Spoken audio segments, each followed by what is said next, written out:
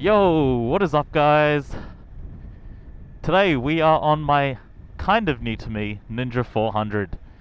The topic for today's video is which bike is better suited for the freeways, a Kawasaki Ninja 400 or a Yamaha R3. Now, anyone who's watched my previous videos regarding the R3 and the Bandit will know that a lot of my commuting is done on the freeways. And I upgraded from a Bandit 250 to a Yamaha R3 because I felt it would be better suited for the freeway. Well, that's just one of the reasons. There were many others, but just go watch the video if you want to know why.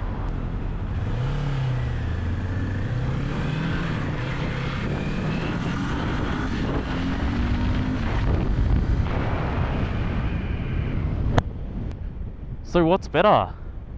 Is it the Yamaha R3 or is it the Ninja 400?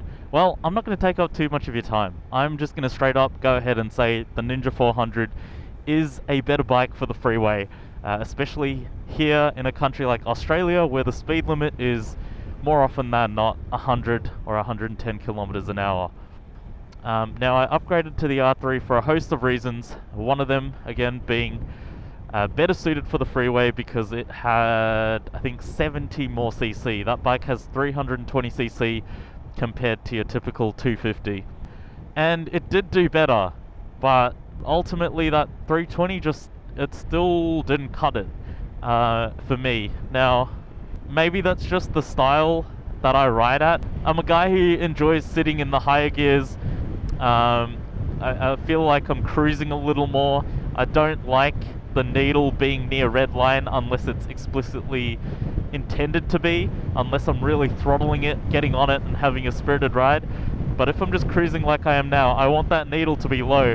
So, I'll be sitting in gear 6 and then suddenly I'll need some power to get somewhere, and unfortunately the R3 just wasn't able to provide that power. But the 400, you twist the throttle and it goes. Obviously nothing compared to a non-learner's bike, but for a learner's bike, it goes. Most learner's bikes, I find, aren't actually that dissimilar in terms of their power figure, and that's because for the learner scheme here in Australia, and I think for licenses over in UK, they're capped to 35 kilowatts. So you can have a 300cc and a 650cc with almost identical power, but the difference lies in the torque figure. The torque figure is what makes you feel like you're going fast. The torque figure is what gives you the power you need when you're sitting low in the RPMs, as I often do while cruising. And there's just no denying it. The Ninja 400 has more torque, and I'll put those figures up on the screen.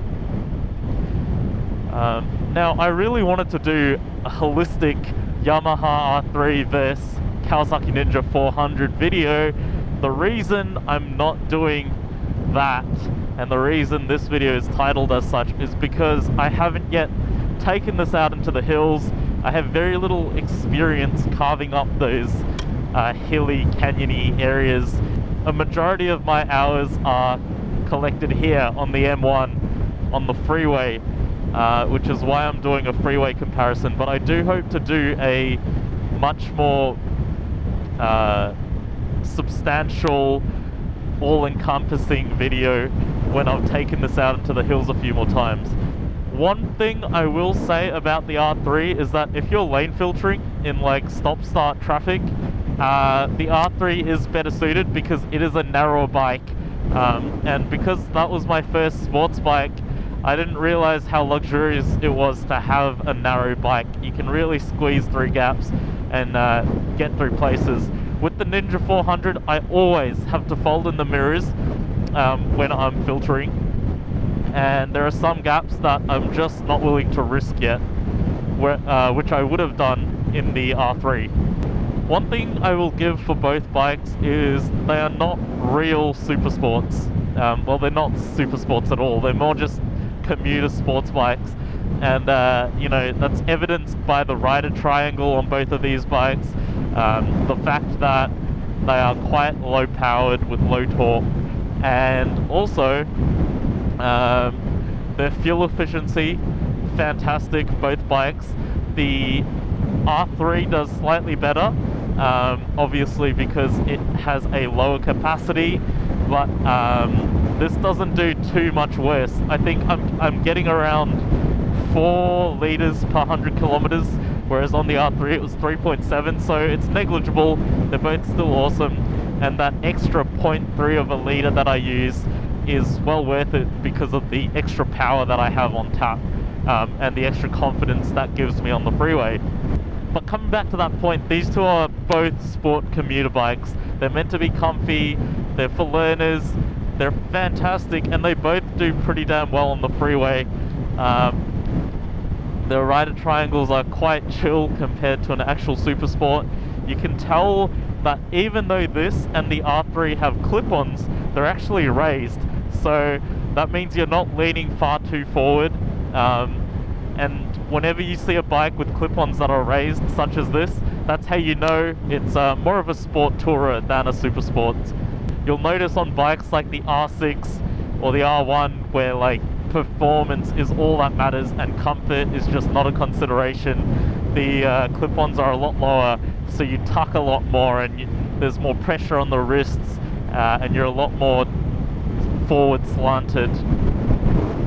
Holy shit.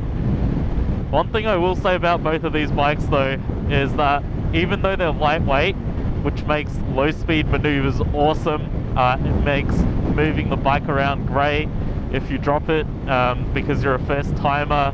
It's easy to pick up, it's pretty confidence inspiring when you're not at speed. You do get blown around on the freeway.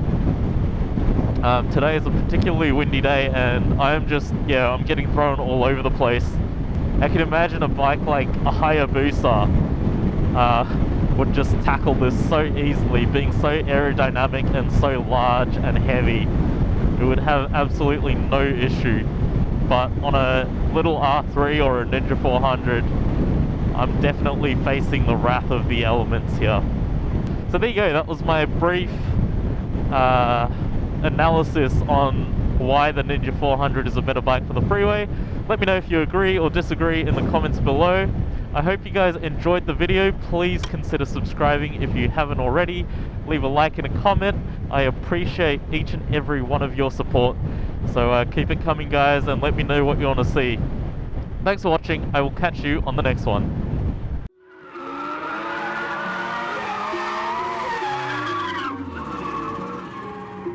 You say you got them guns, but I've never seen you bang. You say you got them drugs, but I've never seen